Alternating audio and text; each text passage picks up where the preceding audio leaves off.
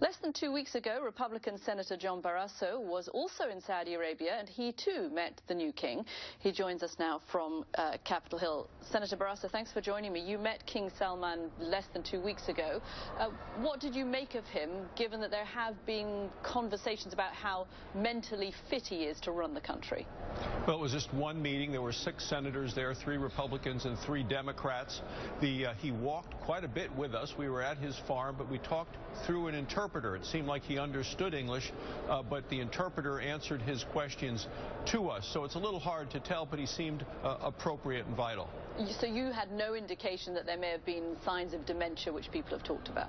Well, again, it was just one meeting. It was about 20 minutes, and then we did walk a bit around his farm. He showed us a picture of his father, along with Franklin Delano Roosevelt, on a ship at the end of during World War II. So, I mean, it was a cordial meeting, but it's hard to judge all of that by one meeting spoken through an interpreter. Senator, I want to ask you about some of the notes of criticism, hesitation that have been raised today about the image of President Obama speaking in India today, raising the issue of women's rights, of religious tolerance, and then flying into Saudi Arabia to cozy up to a regime where there's no women's rights and no religious tolerance.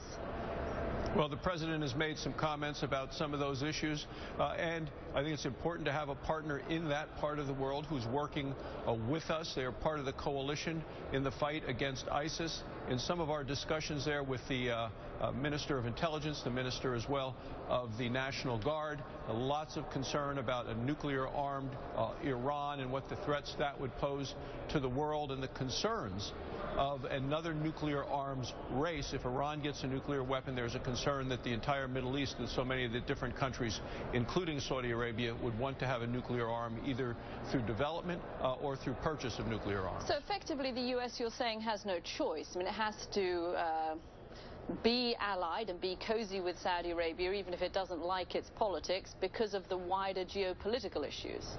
There are always multiple issues in a relationship between any two countries, and that's certainly the issue there. While we were there, we did raise the specific issue of human rights relating to the young blogger who was being treated in a way that we think was very harsh and violated human rights along those areas.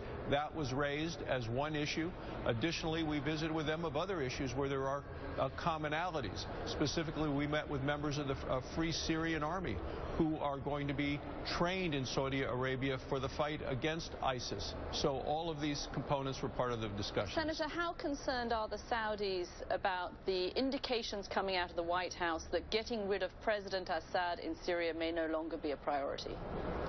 I think that the Saudis were that decision because they're so focused on going after Assad. They're very worried about Iranian influence, not just in Iran, but also Baghdad, Syria, and Beirut. So you're seeing it in Damascus. The reports are of the military leaders from Iran who are in Damascus, Syria. So there is absolutely concern about that. And even in training some of the Free Syrian Army, they view their enemy much more of Assad than they do of ISIS, even though we're focused on destroying ISIS at this point as a result of what the president has said. Okay, Senator Barrasso, thank you very much for joining me. Thanks for having me.